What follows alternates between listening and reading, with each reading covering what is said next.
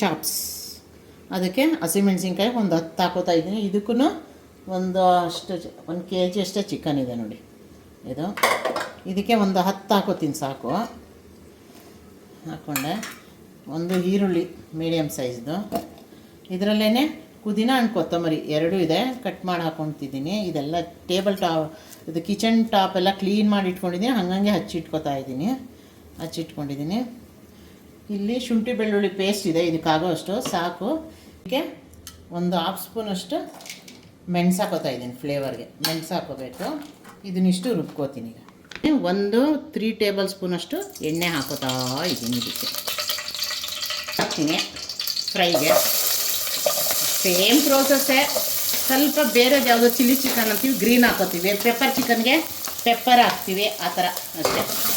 ಅದನ್ನು ಹೈಲೈಟ್ ಮಾಡಿಕೊಂಡು ಎನ್ಹಾನ್ಸ್ ಮಾಡ್ಕೊಂಡು ಹೋಗ್ತೀವಿ. Same process. ಈರುಳ್ಳಿ ಬೆಳ್ಳುಳ್ಳಿ ಶುಂಠಿ ಬೆಳ್ಳುಳ್ಳಿ ಪೇಸ್ಟು ಸೇಮ್. ಇದು ಸ್ವಲ್ಪ ಫ್ರೈ ಆದಮೇಲೆ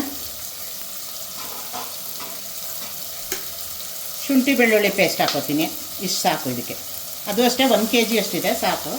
ಇನ್ನು ಮಿಕ್ಕಿದ ಹಂಗೆ ಇಟ್ಕೋತೀನಿ. ಎರಡನ್ನೂ ಫ್ರೈ ಮಾಡ್ಕೊತಾ ಇದ್ದೀನಿ.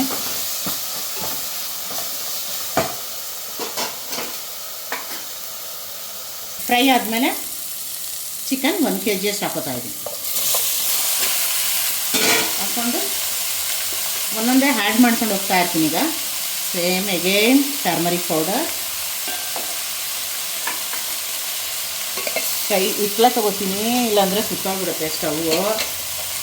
ಅಲ್ಲಿಟ್ಕೊಂಡಿದೆ. ನಾನೆಲ್ಲ ರೆಡಿ ಮಾಡಿಕೊಂಡು ವಿಡಿಯೋ ಮಾಡಲ್ಲ, ನಿಮ್ಮ ಕೈ ಹಿಡ್ಕೊಂಡಿರ್ಬೇಕು ಅಂತಾಳೆ ನನ್ನ ಮಗಳು. ಈಗ ಎಲ್ಲ ಇದು ಮಾಡಬೇಕು ಅಂತ ಒಂದೇ ಎಲ್ಲ ರೆಡಿ ಮಾಡ್ಕೊಂಡು ಮಾಡ್ಕೊಡಲ್ಲ ಅಂತ ಹೇಳ್ತಾಳೆ. ನಾನು ಹಂಗಂದಿಲ್ಲಪ್ಪ. ಅಂದ್ಲು ವಿಡಿಯೋದಲ್ಲಿ ಗೊತ್ತಾಗ್ಬಿಡುತ್ತೆ ನಾನು ಹೇಳಿದ್ದು ಅಂತ ಸುಳ್ಳು ಹೇಳ್ತಾ ಇದ್ದಾಳೆ. ಅಂದ್ಲು ಅಷ್ಟೇ ಎಲ್ಲ ಇಟ್ಕೊಳಕ್ಕಾಗಲ್ಲ ನಿಮಗೆ ಅಂತಾಳೆ. 1 ಸ್ಪೂನ್ ಚಿಕನ್ಗೆ ಸ್ವಲ್ಪ ಕಮ್ಮಿ ಉಪ್ಪು ಹಾಕೋಬೇಕು. ಉಪ್ಪು ಆ್ಯಡ್ ಮಾಡ್ಕೊತಾ ಇದ್ದೀನಿ, ಅಡ್ಜಸ್ಟ್ ಮಾಡಿಕೊಂಡೆ. ಅಗೇನ್ ಸೇಮ್ ಪ್ರೋಸೆಸ್ಸು, ಎಲ್ಲ ತಿರುಗಿಸ್ಬೇಕು. ಈಗ ಉಪ್ಪು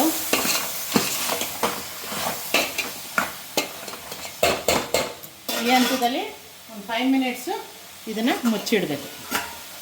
ಇದೇ ಪ್ಲೇಟ್ ಎಲ್ಲ ಇಟ್ಟಿದೆ, ಅದಕ್ಕೆ ಇದನ್ನೇ ಇಟ್ಬಿಟ್ಟೆ. ಈಗ ನೀರು ಬಿಟ್ಕೋತಾ ಇದೆ.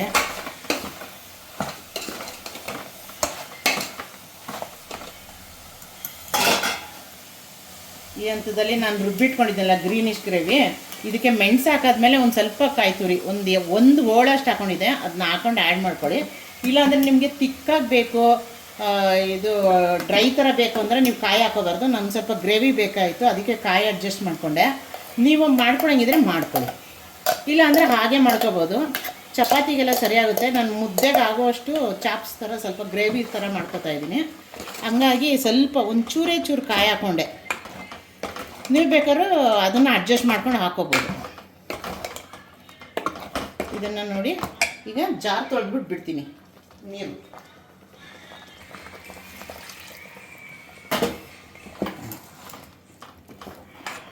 ಇಲ್ಲಿ ನೋಡಿ ರೆಡಿಯಾಗಿದೆ ಪೆಪ್ಪರ್ ಚಿಕನ್. ಹೆಂಗೆ ನೀರು ಬಿಟ್ಕೊಂಡು, ಇದು ಡ್ರೈ, ಇದು ಗ್ರೇವಿ, ಸೆಮಿ ಗ್ರೇವಿ.